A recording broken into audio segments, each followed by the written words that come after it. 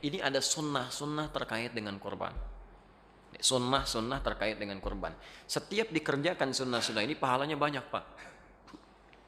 Jadi kalau Anda kehilangan sunnah ini, sayang. Ya, sayang, potensi pahala nggak dapat. Nunggu lagi setahun lagi. Sekali lagi kalau hidup, gitu kan? Nah, jadi persoalannya adalah sementara orang berkurban seringkali cuma nitipkan uang kurban ke satu masjid atau satu tempat terus nungguin sampai tanggal 10. Ya, sementara sunnah-sunnahnya nggak diikuti. Oh, itu nggak dapat pahala, sayang. Ya kalau cuma nunggu-nunggu saja sayang. Ya, sayang, potensi nggak dapat. Apa di antara sunnahnya? Kita langsung ambil dari kitabnya saja, ya, kita bacakan. Di antara yang pertama, kita lihat di hadis riwayat Muslim, alhamdulillah. Nomor hadis 1977,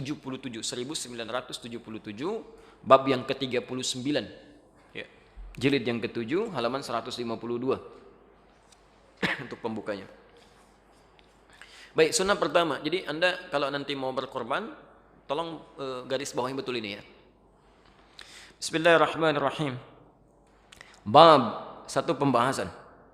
Babun nahyi man dakhala alaihi ashru dzil hijjah wa huwa muridu tadhiyah. Satu pembahasan tentang larangan. Nah, jadi sunnah pertama bentuknya bukan perintah tapi larangan. Awas ya. Jadi ada sunnah bentuknya perintah, ada sunnah bentuknya larangan. Tidak setiap sunnah itu perintah, ada juga larangan. Nah, itu pahalanya sama. Ya. Baik, pelan-pelan. Babun nahyi, bab tentang larangan. Man dakhala alaihi ashru dzil hijjah, bagi siapa yang telah memasuki awal 10 pertama Dzulhijjah, maksudnya tanggal 1 Dzulhijjah sudah masuk gitu kan? Wa huwa muridu tadhiyah, dan dia menginginkan untuk berkurban. Ya.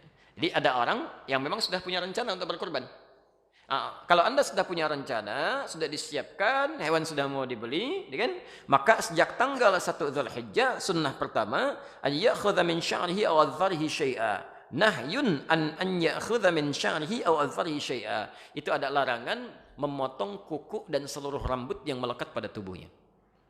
Saya ulang, larangan memotong kuku dan seluruh rambut yang melekat pada tubuhnya. Baik, yang pertama, larangan ini berlaku khusus bagi yang akan berkorban saja. Kalau yang tidak perlu. Jadi ini bagian pertama. Yang kedua, sifatnya adalah jika sudah ada keinginan, kehendak yang disertai kemampuan untuk berkorban. Jadi kalau begini, Anda siap korban, uang ada, kan? Uangnya ada, sudah disiapkan, mau beli hewannya, sebelum masuk Dzulhijjah, maka tanggal 1 larangan sudah berlaku. Tapi kalau Anda baru dapatkan uangnya misal, ya sudah ada kepastian dengan izin Allah, misalnya insya Allah tanggal 3 baru dapat, maka tanggal itu baru berlaku larangannya. Jelas ya? Dapat uangnya tanggal 5, tanggal itu baru berlaku. Jelas ya? Dapat uangnya tanggal 7, tanggal itu baru berlaku.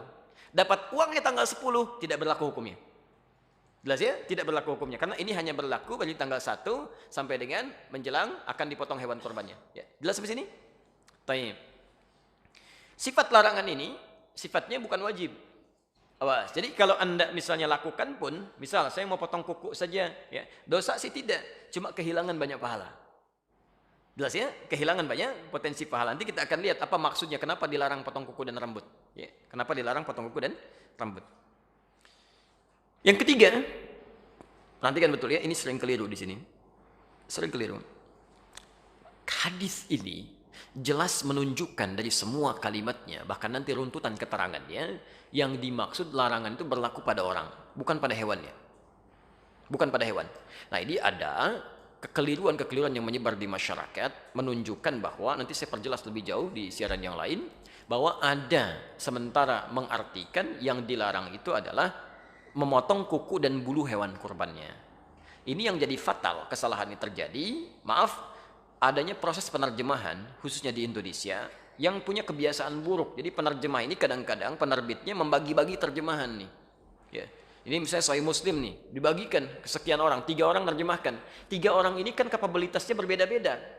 Dan tidak bisa membedakan antara bahasa hadis dengan bahasa fikih. Apa yang terjadi? Ada yang mengartikan larangannya, larangan memotong kuku dan bulu binatang korban. Diterjemahkan ke dalam bahasa Indonesia, ini saya ada kopiannya ya. Nanti lebih jelas lah bisa kita bahas di kesempatan lain.